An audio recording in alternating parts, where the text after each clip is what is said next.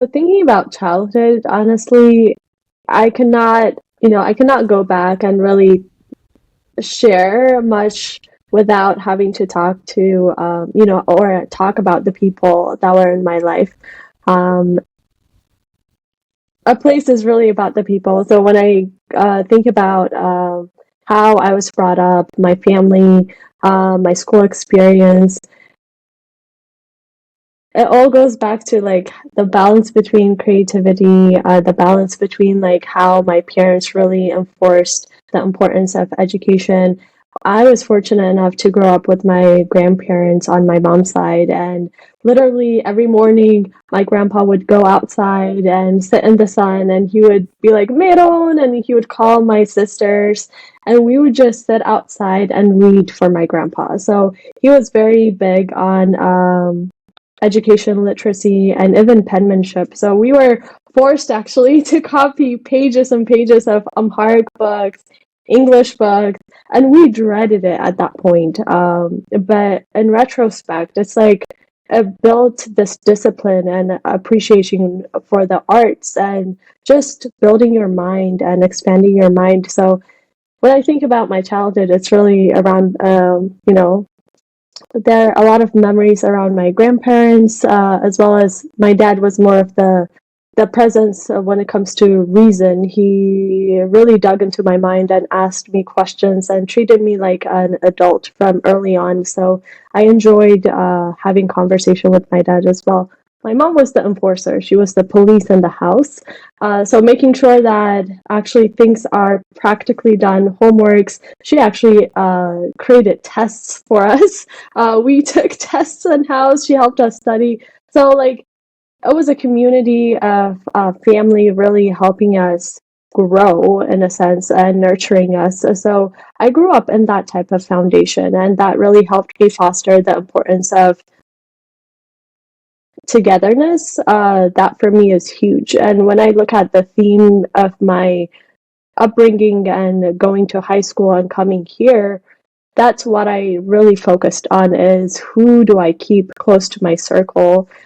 Who do I find in my community to really help me aspire and expand my mind? So it's that theme that carried over here. So when we came here, honestly, of course, there's a lot of cultural shock. Like in Ethiopia, everyone is like crude and straight to the point, and here there's language and creativity around telling the truth. Someone is not going to ask about your salary, someone is not going to be straightforward about your looks, or you need to be healthy or exercise. Like someone is not going to be upfront about it. There is always sugar coating, and so like understanding that culture of like, oh my god, like where is realness and where is honesty and sharing knowledge. So finding that and finding a circle where people were honest with me, where when I'm slacking or when I'm not really performing to my best ability. So I sought for those type of inspirations in my circle. So coming here, especially in high school, when I look at my circle, I didn't stick with one group. Of course, it was easier to assimilate with the Ethiopian community, and speak in Amharic, and retain myself or keep myself in that circle. But when I look at my high school circle, it was like I don't know, a global experience. I had friends from all over the world, and there was wisdom in every different culture and how they saw the world, how they prepared for the world, how they prepared for their purpose to go, like what to major in college. So I drew those type of knowledge together to kind of focus on what I wanted to do. So um, yeah, I would say it's a lot of things that makes up my childhood and my high school or college experience, but really the core of it is who I kept in my circle and the type of influences I had, and they were all like positive. And to this day, like I'm surrounded by women, and mostly women, especially. strong women who have ambition, who have purpose, who always actually measure their goals and have a matrix of saying, did I accomplish what I say I was going to accomplish? So that is such a beautiful story, especially when you took me to your grandparents. Coming back here and coming back to you, when you said you grew up in that environment, it tells me somewhat there is a nurture that you must have felt growing up. And at the same time, I want to go back and understand what life was like in Ethiopia versus, yes, the culture shock. I've been there. I moved here when I was like a ninth grader in high school. So our stories kind of correlate in that sense. So I still feel that culture shock as if it was just yesterday. Like you said, you don't relate to that environment the same way you related growing up back home. Right. And having to adjust to that was the most hardest thing for me. And I'm sure I'm hearing the same thing. What was childhood like? Did you grow up in a family that came from a wealthy background? Moving back here, what was the goal and why did you guys move here? Right. So I grew up in a family with, I would say, mid to low socioeconomic standing, but I mean monetary wise. But if we look at the humanistic side, really, I was nurtured and cared for in every sense emotionally. We went to a really good school because my parents really aspired for us to focus on education. So despite our socioeconomic standing, they really wanted us to go to really good schools. So my siblings and I, it's actually three of us, so we went to really good schools in Ethiopia. And as far as making resources available, we had books that my father always brought home that we would read, and we focused a lot on not just Amharic knowledge, but also like reading in English. So from early on, we were influenced to kind of expand our minds to more of a global understanding of a world. And the reason of coming here is honestly, in retrospect, looking back, I don't know what I would have made of myself in Ethiopia. I didn't have a clear vision. My mind worked in so many versatile ways. For me, there's no one thing to say like, oh, I'm going to become a doctor. And in Ethiopia, I think that rigidness of you have to decide who you have to become is so real, where I was overwhelmed in Ethiopia. Like, I did well as a student. Overall, I was a decent student. I focused more on the arts. I loved physics. But other than that, any other subject, I don't know if I was gonna even succeed in matrix, or I think there is a standardized test we have to take in Ethiopia. And I always feared like if I was gonna place well or not, because I didn't like the rigidness we had back home when we thought about education. It doesn't really foster creativity and liberal arts. So that was the biggest difference in coming here, is that we wanted to elevate ourselves and experiences as a family. I was fortunate enough for my parents to really be set on that type of life for us, is, hey, there's more to life. There's more to what our kids can do. And that was the main driver, is that we said the story that we're living in Ethiopia is as good as it is. We don't want to set that boundary. We don't want to set that limit on ourselves. So coming here is a way of shattering that boundary and a limit to say, there is a new story we can tell here, and it can be much bigger and bigger than ourselves. So coming here in the United States, when I think about what I studied, when I think about the areas I focused on, I could go into, for example, in college, what I studied was actually, I went to an engineering school, but I ended up studying professional writing and English. So for me, and minored in biology and focused also in physics.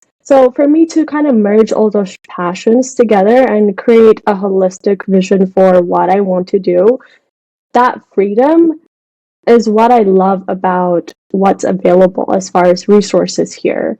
Because there is no rigid line to say, Meron, you can either be a doctor or an engineer. You could either be this or that. There's a way to merge those two worlds together. So it's that openness that I really, really like in this culture, and that's so different from the Ethiopian culture that actually fosters a success, and that I really appreciate for sure. I did technical and professional writing. Also, basically, the major is in English, but I focused in the writing component. Yeah. Hmm.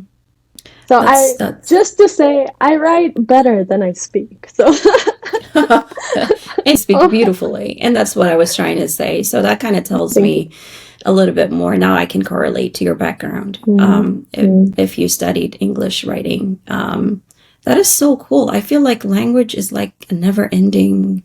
Um, it's something that you can continue to study. It just never ends. But I want to hear more about you.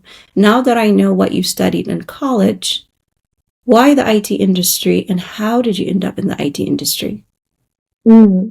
So I think you bring up a really good point about language, right? It's very versatile. It's fluid. It's like water. And when we think about language, yes, there is the traditional English language or Amharic or any type of traditional language. There's also IT. When you look at IT and break it down to like learning languages, frameworks, that's also another language, another type of language, but it's still something that is teachable. It's something that you can learn and develop an understanding for. So the overarching theme for me behind learning languages in general, whether it's a technical language in software development or in English and liberal arts, the overarching goal for me is to tell a story. So a little more context of right after college, after I studied English, I actually worked and volunteered at an early college access program where I helped mainly East African students get to really good programs and also get good scholarships. And my focus was to help them tell their story by helping them around their personal statements, college application. So it's the technical part that I focused on is how can I help them tell a better story so that they make a compelling case for themselves in front of the admission office. So I met amazing, amazing students that had really great stories to tell, but they didn't have like when you look at the writing, there are some technicalities that need to be fixed or how they can arrange paragraphs. So I fell in love with that type of work, enabling students to tell their story and get into amazing schools and win scholarships. Coming into the technical world, into IT, I studied at a boot camp actually. So my desire after doing nonprofit and volunteering is the reality of, hey, I need to be financially stable. Mm. So I focused on my passion and my heart was full. I was happy. I was more than happy, honestly. Like my heart was full, and it was my calling to really help bring out the story in other people. But the the honesty of it was that I was broke. I was like, oh no, this is there needs to be a balance between passion and also practicality and the reality of living in this country. And financial stability is like the core of it. Like you need that. So for me, how can I merge both worlds together was my focus. Like, how can I still tell a story or, focus on the arts and still merge it with something technical that's going to feed me and my family? Like, the minimum focus, right? So that's why I started thinking about, like, how can I penetrate and get into the tech world? And for me, the easiest way was a boot camp and transitioning into a boot camp. And it helped because I had an edge. I come from a liberal arts background, so I was already familiar with navigating like social circles, like navigating cultural and humanistic elements of whatever it is. Now I just need to learn something technical. Um, so yeah, I did a boot camp, and it helped to tell a good story because the boot camp offered also scholarships. I went to that boot camp to actually meet um, admissions personnel and learn more about the boot camp, and that's how I learned about the scholarship. And for me, even looking back at college, I didn't pay for my college education because I am a firm believer that education should not cost that much and it should be free. And in the United States, there is a lot of scholarships. There's a scholarship for being left-handed. There is a scholarship for being an immigrant, specifically from you know, a country that's in Asia, or like for something specific. There's always a scholarship that's out there, and I'm a firm believer that if you apply and tell your story and make a case and sell yourself as if you're a product on TikTok, like literally, someone will listen. So I didn't pay for college. I didn't pay for the boot camp because I said I have a compelling story that needs to be heard of why I should be in this program, why I should have a seat on this program, and what value I can bring to this program and overall to the IT industry. Um, so honestly, to this point, what's carrying me is my liberal arts education. I'm That's like, awesome. okay, I learned how to tell my story. I learned how to write. I learned how to really paint a picture of my vision, and that's what I told the admission office at the boot camp, and I got a full ride scholarship to attend that, and that has been life changing, and that's what really kicked off my my journey to the tech world. I did miss a lot of opportunities, and that Mm, was lack of information, lack of not knowing how to tell my story. So, in vice versa to what you just mentioned, I ended up with thousands and thousands of loans, school loans. mhm, And imagine if I had a way to navigate, or a way, like you said, to tell that story, to yeah, be able to have that financial freedom and not rack all of these student loans. And I think a lot of people get those setbacks due to lack of not being able to paint that picture, or to right, find different ways to tell that information, because the opportunity is there, but we just don't know where to tap into that, right? mhm, So it's so awesome that you mentioned this, because a lot of people are kind of blocking themselves from approaching an opportunity because they look at how much that opportunity costs, right, right? right. Even with the simple boot camp that you just mentioned, how do people even navigate or see where these different opportunities lie? What are some of the steps that you take to find whether this university, or whether this boot camp has that kind of um, Mhm, freedom mhm, to pay for itself? What are the right, steps that you take to find that information? right. That's a great point, Samri, because one, the biggest step is really a mindset shift. One that really asks the question of, okay, I have a goal, which is to go to a boot camp, but I don't have the means to go there. What are my options? Because I don't want it to come out of my pocket. That's a determined stance that you should take first, to say what else can I find? And then that's where really the research begins. So I was lucky enough to actually learn about the boot camp through my sister, who knew a friend, and that I believe is your sister. And she shared that information of a scholarship. So it's through people. People are your biggest means of research and knowledge sharing. When we think about research, we we think about going to Google or searching online. No, people. Like, I go to LinkedIn. This is what I do. I go to LinkedIn, look at credentials of people who are already in places that I want to be. And I look at their history. I'm like, what steps do they take? Oh, they got this scholarship award. Oh, they went to this school. They attended a program.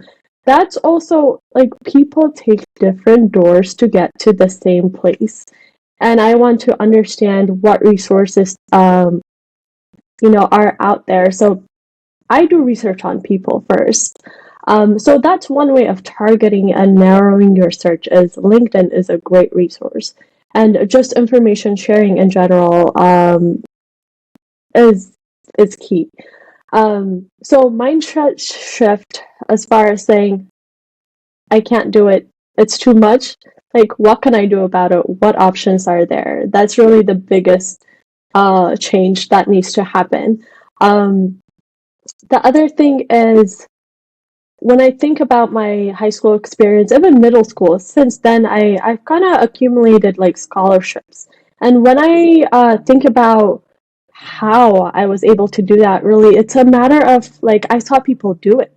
I was starting off as an eighth grader when I came to this country, and I saw people winning awards. And this country does a good job of vocalizing winners, elevating winners. Like so and so won an award. I'm like, Yeah. let me write what this award is.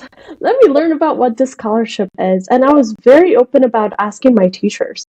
I was very open about asking for help early on. I had no reservations about saying, I don't know what this is. I don't know what this resource is. I don't know what this scholarship is. Tell me more. Those 3 words are literally the most important 3 words that I've learned in my life is tell me more. Like, tell me more about this. And I learned a lot.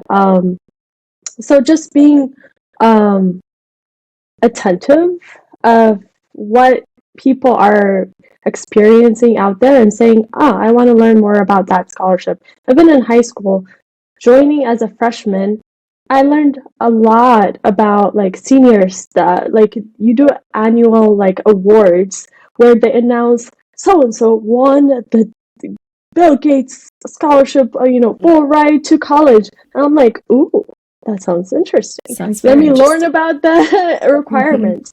Um, Particularly, my high school did a great job of having resources like a dedicated financial aid and scholarship section, a counselor that I took full advantage of. I would go there and ask about scholarships available for ninth graders all the way to 12th graders. So I built a relationship with those admissions people within my high school. So when they think about scholarships, they actually say, Meron would be a good fit. Think about the scholarship. So at the end of the day, it's the relationship you build that bring those resources to you as well. So don't back away from asking for help and saying, this is my vision, this is my story, this is what I want to tell, but I don't have the means. How can I do that? And the world is still a good place. Like there are good people that will help you out there and be your advocate. Also, in college, this is the biggest misconception about college that I've learned is there is in college scholarships. Like as a high schooler, once you're done from high school, when you apply to college, there are outside resources that pay for that college, like whether it's full ride, whether it's for the first few years. That's one.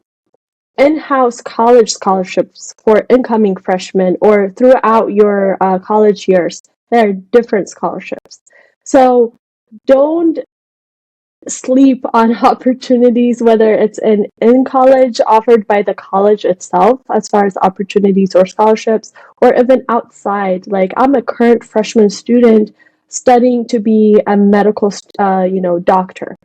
What scholarships are out there? So you can even target your search to you. There's a lot of money out there. Going back to what you were just saying, Mhm. I was never good at asking for help. I was never great. Like, I think my greatest weakness, even to this day, is that I don't like asking for help. It's almost like, I don't know if it's a learned behavior, but to me, asking for help almost is a weakness. And I want to break that barrier. I am recently learning to like ask. I used to be like, oh, I can't believe I'm asking for help. Or it's just, I don't know where that came from. But it's been definitely something that affected different opportunities I could have possibly took, even from high school. I think a lot of people carry that burden, and I want us to break that, right?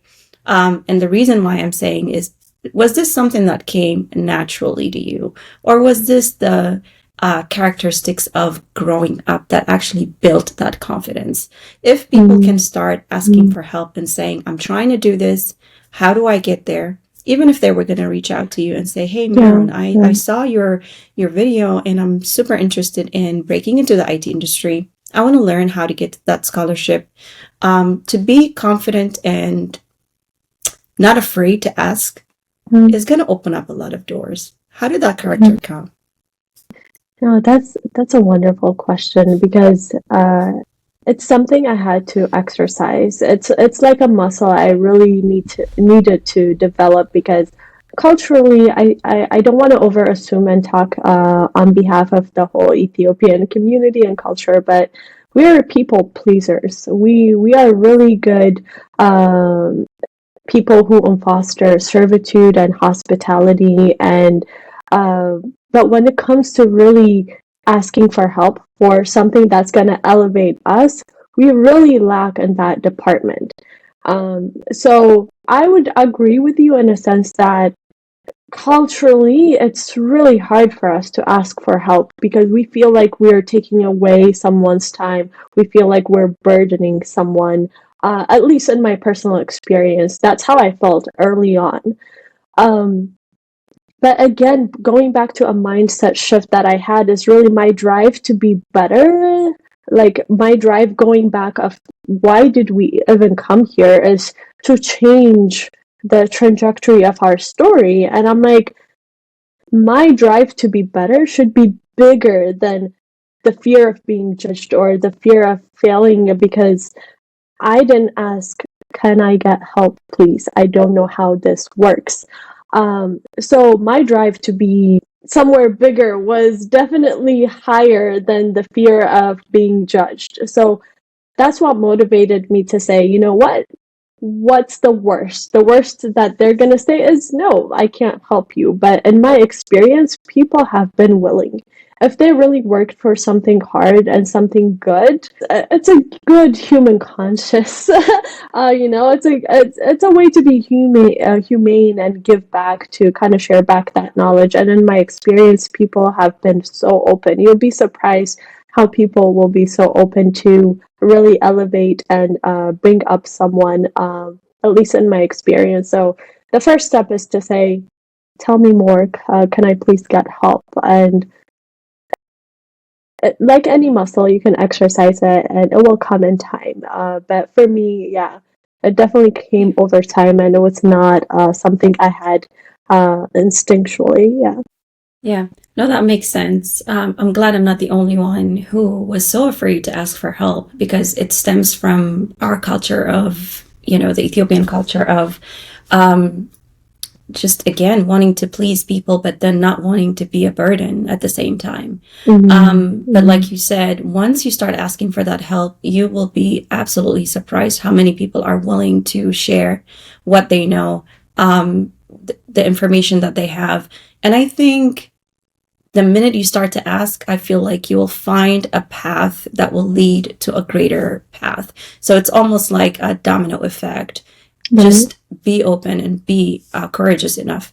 But what inspired you to come into the tech industry? Yes, you did find out information that there is scholarship being offered at this place. But was there someone that said, hey, Meron, just go for coding? Or was this coming from your background of liberal arts, being able to shift that into a different type of language? How did you get inspired to become a software engineer? Yeah.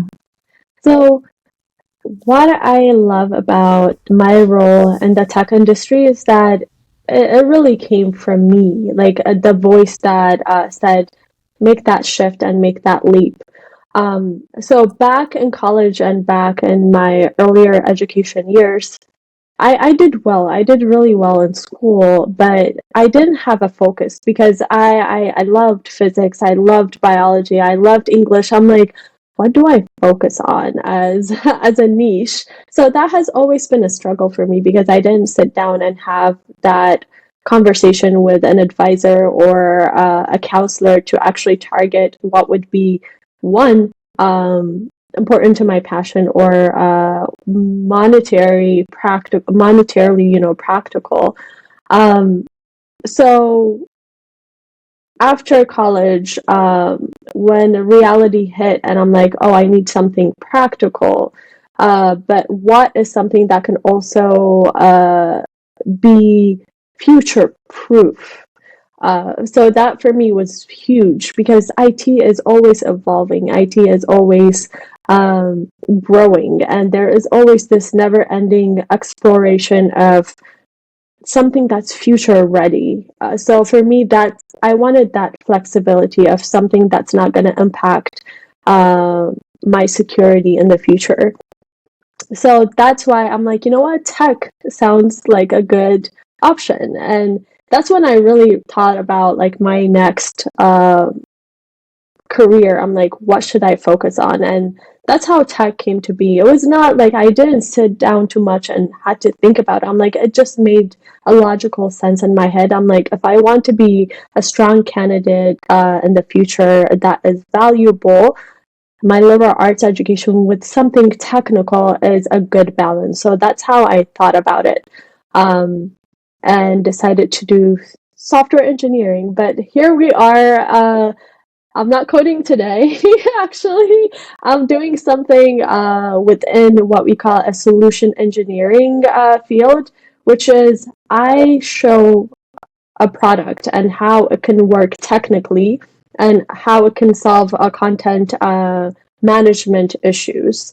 So it's a software product that I learn as a technical resource and show to people like this is how it's going to solve your problem. This is how you can elevate your business goals. So even though I studied software engineering and development in a bootcamp, right now I am in a career where I merge both my English background and my technical background together to help businesses basically solve their technical issues and business goals with a product that can potentially, work for them. So I found a good middle, and that's really That's came from awesome. just taking a leap. Yes, solution engineering. So it's a field, a good balance between like if you're a little bit technical or have actually a development background, or even a minimal development background, and also any type of sales experience or liberal arts experience. I would say it's a good balance of those two experiences together.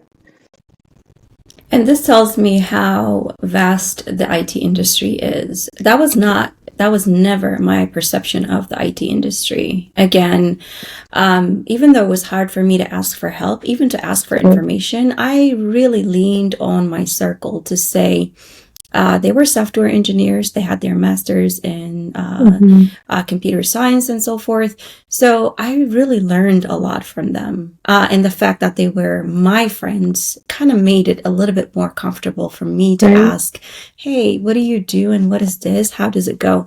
But going back to a lot of us, how intimidating was it for you to come into the IT industry? A lot of us are intimidated. When I tell you, I was, I don't know if there was anything more intimidating than trying to break into the IT industry. I can mention a few things that happened in my lifetime, but Yeah. breaking into IT was one of the most intimidating steps I have taken. How intimidating was it for you? And what were the steps that you took to kind of break that intimidation? It was totally intimidating. I'm not gonna lie, it was so intimidating to the point where after my boot camp, I applied to so many places for software engineering roles. I was not getting any luck, and there was urgency for me in my life also to be able to be financially secure and have that job security. So when I learned about a role for solution engineering, I read the requirements. I'm like, okay, they do require coding, but it's also a sales opportunity. So I can combine my background with my recent bootcamp experience. So let me go for it. When I tell you how intimidated I was because I needed to go in front of, let's say, a panel of 4 people to talk about like how to sell a product, but be able to technically talk about cloud infrastructure, how a SaaS or software as a service platform would work and integrate with other tech stacks.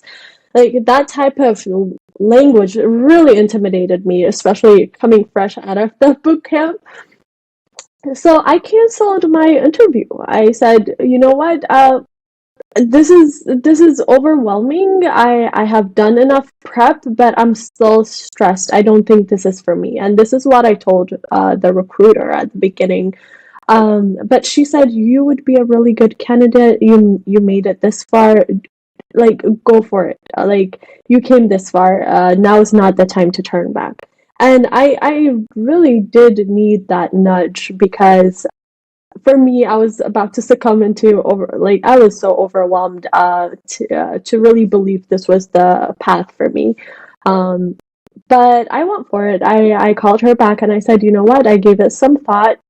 Let's proceed with the final presentation. And I went there, gave it my best. Of course, coming fresh out of a boot camp, I did not know everything about cloud infrastructure or software as a service or like all the modern front end frameworks that are out there. But I spoke and came with confidence in what I knew and what I could offer and what I'm willing to learn that I did not know. So I was open about the fact that I'm still learning and I'm still adaptable. And I went home after that interview, and a few days later, they said they wanted me. And that's how I got started into the solution engineering role. But looking back on the prep, on how I got to that point, there was a point where I almost turned back. And when I say getting overwhelmed is real, it's super real. But um, I'm glad I took that step because my life is very different right now than what it was then. So Yeah. It's I'm so glad you're being so transparent with me and with us and with the people who actually need to hear this because again, the lack of not wanting to ask for help and the lack of or being afraid and intimidated to take that next step is I think that single wall between where we and where we are today. For myself, there were so many times that I just wanted to quit. I just wanted to quit, and I'm like, this is it for me. I don't think I'm gonna get anywhere. But then that nudge that comes, it comes from different people. In your case, it came from that recruiter saying, you would be a great fit for this. And I think that is the support that we need. And this is the platform where we can actually create that type of push for a lot of people. They're not lacking the knowledge. They're not lacking the set of skills. Set of skills is something that you can learn. Knowledge is something that you can gain. absolutely. But having that courage to say, I'm going to go for it, a lot of us are afraid. Being able to find that stance, I think it needs work. That Just like grounding, you said, that grounding. Yeah. It's like muscle work. It's like going to the gym. It's like being able to practice on the daily to be able to build that muscle. But for someone who is trying to get into that solutions engineer position, do you think they have to go to the route of taking a software engineering bootcamp to be able to get there? Or is there a short way of getting in? Do you have to know both being able to write code and being a great speaker is what is needed? Because this is my first time hearing that profession, and there is a lot of we'll talk about that later. There's a lot of IT professions that even me from a UX designer perspective that I didn't know about, and someone who's not in the IT industry probably have no clue about. So if someone was going to come into Meron's position, how do you think they would be able to get in? Right. So overall, understanding front-end frameworks helps. Understanding how software as a solution or software as a service solution works. So when I say software as a service, it's like Google Drive. You don't have to install an infrastructure or anything. You just use the service to use it for your Gmail, Excel sheets and whatnot. So that type of service, understanding what's out there as far as content management systems or any type of industry you want to penetrate. There are so many solution engineers for different type of software solutions. Basically, you're the technical face of that solution that explains how that product works. So being able to know how to sell a product. At the end of the day, you can be a technical resource that explains how a product works, but the goal is to sell that product and not sell the technicality, but the value of that product to your customers. So it's a very client-facing opportunity. So you need to, or at least have the comfort to talk to multiple people, client-facing stakeholders. It could be C-level, it could be a developer, it could be a marketer. So versatility and understanding what would a C-level person care about, and how can I tailor what I show and what I talk about to that persona is super important. So the main thing is, yes, it's a help to have that technical understanding, but really the art is in knowing how to ask questions.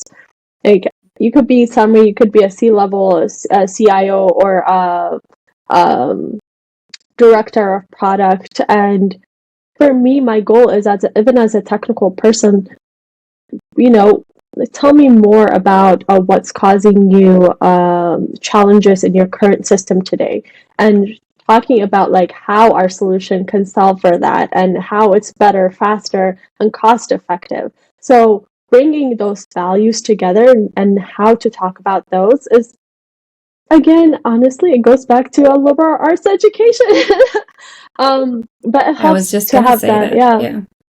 So I would say it's a combination of things. To be a solution engineer, you don't need a lot of technicality or you don't need a lot of liberal arts, but just enough of both worlds, and you can really penetrate that industry for sure.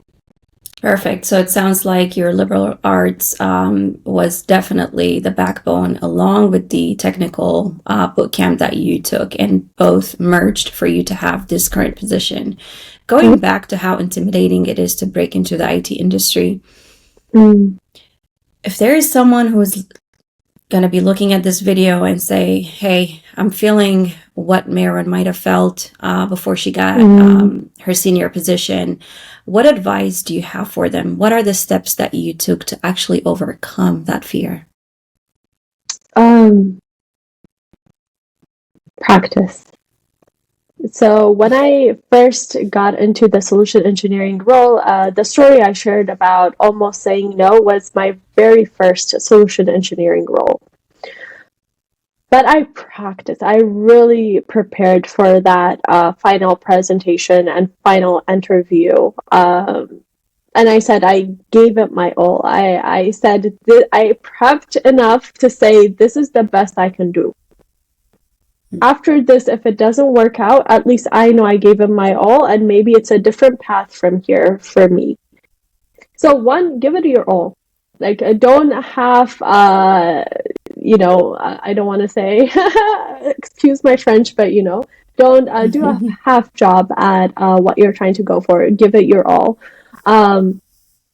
As you're preparing as well, ask for help. I asked my sister, I asked friends to listen in to my presentations and give me feedback.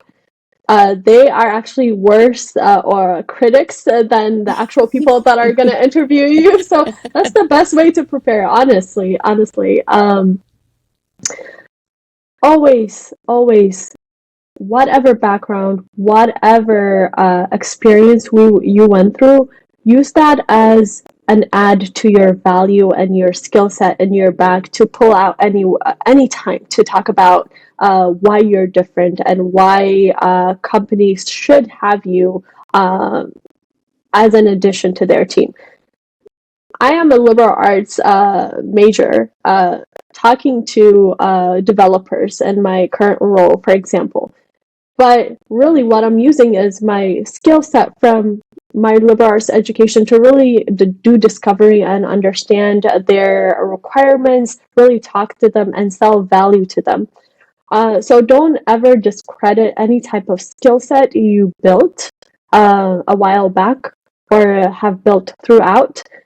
It's always going to add value to who you are in your current role today. So never discredit that would be my last, or actually, yeah, I would say that would be my last advice. And overall, have fun in the process. Trust in yourself. Um, like things will work out. You'll be surprised if you're actually focused on like this is my passion, this is my goal, and I'm not gonna give up. And this vision I have for myself, doors, windows, uh, they will open. That's awesome. And I totally agree. Doors, windows, a little crack, it will definitely open, wide open, and opportunities will flow. So you kind of touched a little bit about the different tips of going through that interview process. Can you tell us a little bit more what your interview process was like, and if there's someone who already just got through the boot camp process and they are trying to sit with employers, what advice do you have? Right. So specifically, I guess I'll focus on the boot camp first, what that interview was like, and then I'll focus on the actual interviews in front of companies and within my current role as well. So the boot camp was really a screening interview, so just to gauge how serious you are, honestly, and undertaking like an intensive 3 months boot camp that is going to require 40 plus hours of your time every week, and it's a dedication. So they are going to do their due diligence and of course screen you. So that's the first thing. And the second multiple series, at least in my experience, were submitting applications of why you want to actually take the boot camp. So a lot of writing of actually justifying of why you want to attend the program, and on the side also applying for a scholarship for the boot camp.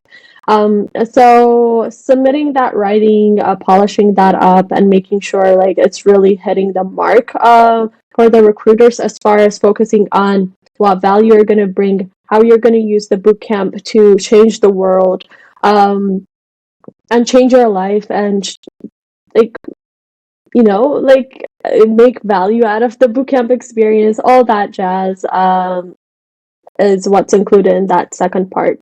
And the last is, I think I did a last interview to show an example demo site or a website I built. So they saw all of that, and they're like, okay, there's potential, and also the scholarship worked out, and I started the program. So it was a lot. Definitely, there's a speaking part, interview part, and there's an actual practical part of showing something that you built. Um, they're not looking for perfection at the end of the day. That's the main takeaway. They want to see your grit, your determination to try and learn something new. So, if anything, any company, any boot camp, anywhere you go, the main key thing they're looking for is adaptability. Is this person able to pivot, learn something new? Is there change management? You know, like how they handle change in general, good and solid. That's what they look for. So keep that in mind. And also, when we transition to interviewing with companies, there's a technical level, and there's also behavioral and cultural type of interviews. So actually, I would say the technical is very straightforward. They're gonna ask you, "Oh, okay, how does microservices architecture work?" And Yeah. you just talk about it and the value. But the behavioral and the cultural is more of like, how does Meron fit in our culture, in our teamwork, in our dynamics? That is actually where I mostly focus on when I prepare for interviews personally. So, and that is something you demonstrate in how you work in teams, how you handle objections, how you handle feedback. That's a big one, actually, because we're not perfect and we make mistakes, or we're not revamping at the pace that, let's say, your leader wants you to, revamp in. So, how do you take all that feedback, internalize it, and get up and try again and perform better? So, ability to take feedback, adaptability, how you fit into a culture, and also, the technical part also plays a role. But yeah, uh, but if I give you any advice on how to prepare for the behavioral side of things, it would be the STAR method. Start with the situation, tell the action you took. So that's the S and the A. R is the result. Uh, actually, STAR. Oh, I need to remember what they were. But in general, you tell a situation, you talk about the action you played in that situation, and what were the results, and what could you have changed differently. Uh, so be ready to tell a story in that structure, because at the end of the day, they want to learn about, like, okay, why? Why did you tell me that story? What value did it bring? Is it measurable? So these are the cues companies care about. Yeah. Yeah. Thank you, Meron. And also looking for, right after bootcamp, looking for different opportunities. What were the steps that you took? How did you find that specific job? Did recruiters reach out to you? Did you go on LinkedIn? Indeed, there's a lot of platforms. And I think many of us took different steps to find a job that actually is a good fit for us. But also, I want to mention, a lot of people don't go into these interviews in this mindset. As much as you're an asset, as much as you're trying to get a job, you need to go with the mindset that you're also an asset to these companies. I think having that confidence really helped me. Hey, I know I'm trying to get paid. I know I'm trying to make money, but also I want to know if that specific job is a great fit for me. Right, as an individual. That's also something that we have to find balance, because again, we want to work in an environment that we know we can be respected and a great fit at the same time. But job hunting, what were your process? What were the steps that you took to find a job that was a great fit for you? Right. No, that's a really good question, because it's not just us being interviewed, but we're also doing the interviewer, right? We want to have a good experience working in a team and in a culture that really fosters positivity. So I 100% agree that we're also doing the interviewing in this process, right? So the process that I took to prepare, one is I had an Excel sheet, basically where I track who I reached out to, what key components I need to focus on. I do research on companies. I go and look at their press release, their what they focus on as a company, like their initiatives, so that I can tie it back to, like, is this an important value to who I am? Like, do I want to work with this type of company? So that's important. Like, it's good to also do your research overall so that you could show up in a good way during the interview, but it's also for your own learning. Like, do I want to associate myself with this type of brand, right, as a company? So I focused a lot. I focus a lot during my research on the company website. And from there, also using learning resources to say, even when you come to a technical interview, you can talk about like, hey, I went to your website, I read this documentation, and I built an app. So I played around in your, in your development environment or something like of that similar nature. So that shows also curiosity that you actually went and played around with their software or tool, and it shows initiative, right? So that's one area I've done prep as well. The other thing is get your story organized. Have your resume in order, but stories of what I told you about the STAR framework. You have a situation, you have an action that you did, you have your key results. 4 to 5 good stories that you can tell in any situation, repurpose when someone asks you, like, tell me how you work in a team. Tell me about the impact you brought in a specific opportunity. You can draw those stories right away. Well, let me tell you about this opportunity I had where we brought in 400K revenue because we did this and that, or mostly focus on yourself and those type of stories, but definitely say I collaborated with a product manager and a developer to accomplish this. It shows also teamwork, but have those stories ready to go. So the technical part, the story part, and also organization and research overall on your company, that's important. But let me tell you a story about one interview I did throughout my interview process with a company that really shows the importance of you also doing the interviewing, because this company, I really thought this was it. Like I wanted to work for this company and at this company. And it was a technical role. It's a technical manager that handles clients, success. It's like a customer success manager, but a more technical role. Um, I interviewed like this is 5 different people that I interviewed with back to back. It was intense, and I was determined to. I went through a technical validation call, a behavioral, a scenario assessment call. It was it was a lot of different scenario type of interviews, but at the end, they said, "Oh, this is not a good opportunity for us." Like, and they didn't make me an offer. And looking back, I asked also the recruiter, "Hey, I invested a lot of time in this. Can you please give me feedback so that as I continue my search, I can also change my perspective, how I show up to other companies." That's another thing.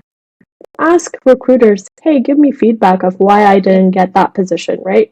So she's like, yeah, let's connect, let's meet. And the biggest thing she shared was that they loved you, but technically, you came, you came from a boot camp and you don't have extensive technical experience, and that was more like a red flag for the team. And this is what you're going to experience if IT is not your traditional to go college, major. You went through a boot camp. Some people are going to experience this, but a few years down the road, in my current role, the previous company that I thought I was going to go to with and that declined me an offer called me and they said, Meron, actually, we still think about you. You are a great fit, and now we want more people who are not just technical but who are versatile and holistic, and um, you're the one that got away, basically. Yeah. And I'm like, oh, actually, it worked out better to find a place where actually both all of me is appreciated, not just my technical side. So when you do your interview, like some companies may focus on just the technicality or just one scope, but definitely look for what really receives you as a whole and as you are. And that's super important. And I'm glad that opportunity actually didn't work out because I feel more appreciated here where they appreciate like all of you. So Yeah. yeah. No, I've heard this in another interview where she mentions if they're going to judge you for lack of something instead of looking at that whole thing that you have to offer, they're probably not a great fit. So you're definitely the one that got away. They would have been very lucky to have you, knowing your knowledge and skill set. Just even from just hearing your story within an hour, you would have definitely been an asset to that company. But finding that place where you fit in general, I think is something that you should look for in companies that you're trying to work for. But going back to how intimidated you were coming into the IT industry, I talk about this a lot because for me personally, the reason why this path took so long was the fear of the unknown, the fear of such and such. I had a very narrow perspective of the IT industry, that it's just for men. I mentioned this in every interview that I do, because I truly, when I tell you, Meron, I truly believed this is just for men. It's not for me or for us. It was such that is so far from the truth. And how do we break that? And where is that story coming from? Yes, we can get intimidated into different new opportunities that we're trying to embark. But at the same time, what advice do you have for someone like us who's trying to break into the IT industry? If they're feeling like this is not for them, what are the words that you have to kind of debunk that belief? Yeah. One is asking where that comes from. It could be very personal. It could be cultural. Where that, I guess, where that understanding comes from is different for everyone. But what I recommend is just focus on your vision. There's no absolute in anything. There's no such thing as this is for men, this is for women. We need to create a culture that really fosters togetherness and winning together, and that's really how we're going to grow as a community, or something that's more than a community, you know. But going back to your question of how do we break this, let me think about that a little bit. Let me tell you a story. So growing up, it starts really with your circle, because my mom and father really fostered this sense of like, oh, this is not for just women, or just this is what girls should do or boys should do. Like, we climbed trees, we played video games, we were out there. Like, we didn't have this structured way of seeing the world through gender, and that really opened our eyes. And I was into video gaming and software development and creating animations when I was in middle school in this country, when I visited. And I was not filtering that through a lens of like, oh, this is just for men. I was just thinking like, oh, this is so cool. I want to go and develop some games. And really filter from what is honest to you is what I guess what I'm trying to say is filter what your passion is, what really resonates with you, what's honest with you.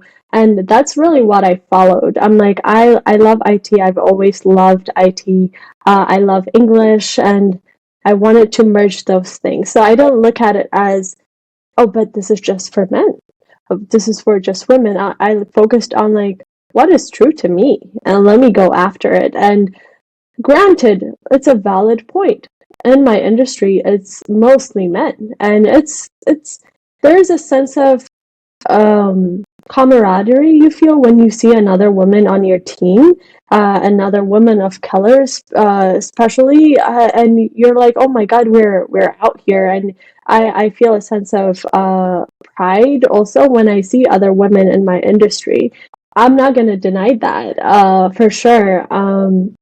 So there's definitely a lack of presence from women, especially women of color, in our industry. And the reason I think that is because, I don't know, like, I guess what would you say the reason would be? Because I don't know if you filter really from your passion and what's true to you. I feel like gender is something that you can shatter, and I feel that way, but it's really different Yeah. for everyone. Yeah. It's absolutely a difficult question, and I love to Yeah. ask that difficult question. But for me, I can only answer it for myself. Going Mm, back or growing up to your experience, mine is completely the opposite. It's a structure mm, of what a woman should do, how she should behave, how she should carry herself. But yeah. it is very inspiring to break that barrier and still try something that was against your belief. And the next question that I'm going to ask you is, how can we inspire more women to come into the IT industry? Because the whole goal of us doing this podcast, this Mm, interview, is to inspire others. mm, There is an opportunity here. As long as you believe you can go for it, it's definitely there. How yeah. do you think we can make that message transparent? Well, at least in my direct role, I sit on an interview panel.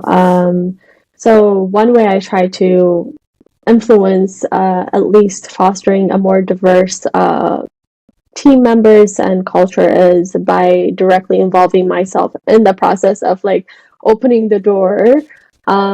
So that's one active role you can take and wherever you are when you think about inspiring women. And when I look at the team members I work with, they're mostly women too. Like my counterparts are women, and they're ambitious and they're amazing, and I love it. I love it, especially when we show up into a Zoom screen full of all men, and we're owning the meeting, and Yeah. you see the value and the perspective we add, and I'm like, yes, this is why we're here, and this is the value we're adding. So direct involvement, like create your influence. If you see a gap, you're not there just to represent, but take an active role in how you can open more doors. So you can be a token diversity persona, but there's also an added layer, an elevated layer of saying, what other step can I take to actually keep opening doors, not just for myself or other people. um, the other is opportunities like this. So thank you actually for reaching out to me and giving me the platform to share stories, and also hopefully inspire someone to really believe in their path in the IT industry. And that's really, we are the stories we tell at the end of the day. And if this inspires at least even one person, I think we're doing something here and we're creating influence. Um, and for me, also, it's going back to what I started, which is helping students get into really good schools. And it starts there too. It starts earlier than actually now, fostering that mindset of adaptability and going to like institutes that are going to equip our women to be future leaders. So the students I helped actually previously are mostly young female students. So going back to that route, also give back to your community, and also any college access program that you see where you can help someone or mentor them. If you're already in the tech industry and you can mentor a college student who's still trying to figure it out, there's just so many ways to give back. So Yeah, definitely. It starts with our circle. And again, I can't thank my friends enough that they actually did share the knowledge that they have. Not only did they share the knowledge they have, they kind of shifted my perspective. And I am trying to shift someone else's perspective, because that cannot be far from the truth. And you don't want that to be the reason why you're blocking your blessings. We came for an opportunity, and I think we're going to go for it. And this is why I'm sitting down with you. And thank you for sharing your story with me, because if I didn't have someone like you telling that story, I really would not be able to reach to anyone out there who's trying to break into that IT industry. But what inspires Meron? You're going to continue. I see you doing great things in your future. I want to know where you see yourself in the next 5, 10 years, and what inspires you to continue to grow. You strike me as someone who is very hungry to learn, who's always striving to learn. Where does that inspiration and push comes from? Right, right. So I'll kind of share my perspective on that through a story of like recently, for example, if you look at the IT industry, there's a lot of layoffs, right? There's a lot of shifts. Inflation is not helping, and is actually the direct cause of layoffs. So when you think about just businesses in general, there's no absolutes. There's no set in stone opportunity. So being versatile and being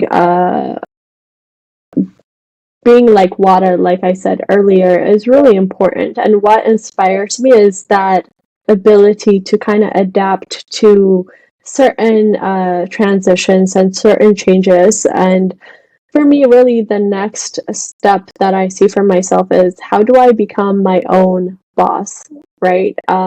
It's that's like you become an expert in something, and then from there also like there's also a higher vision of like what do I see for myself, or what do I envision, and for me that's really what I see.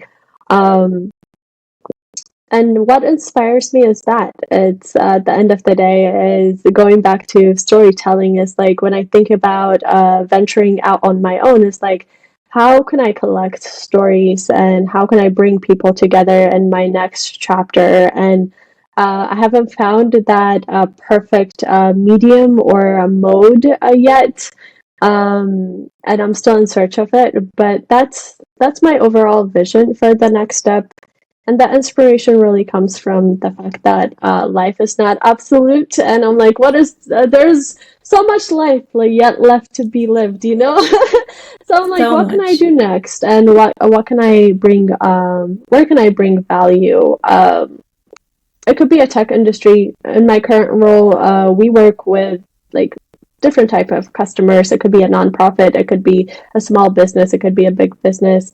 At the end of the day, really the soul of my work, where my happiness and passion comes from in my current role, is I make actual practical impact in people's businesses.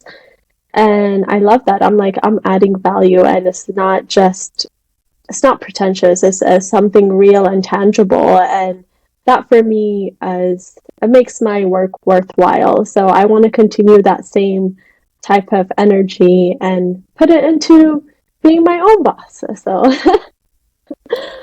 yeah. Amen to that. That is awesome. And I have no doubt that you're going to continue on that path.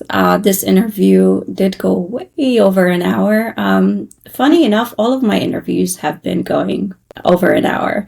I absolutely love hearing these stories, and the ambition behind every story that I get an opportunity to hear is such a blessing. Before we close out this interview, Meron, thank you so much for doing this, by the way.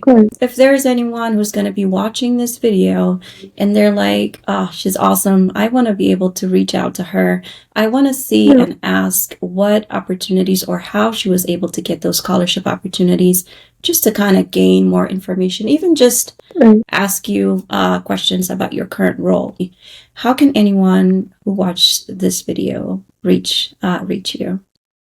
Great. One thing I can do is I can leave my email with you, and as well as connect with me on LinkedIn. I think that might be the best way. Definitely reach out, send me a message to say, hey, I want to connect. I want to learn more about blank blank, or just say hi. Just reach out. Happy to connect, happy to share more. And it's just so hard to tell a story on the fly and think about and reflect and go back. But um, yeah, I would be happy to do a one-on-one and dive into things that might be interesting for people. Awesome. We'll definitely share your LinkedIn information. Meron, thank you so much for doing this.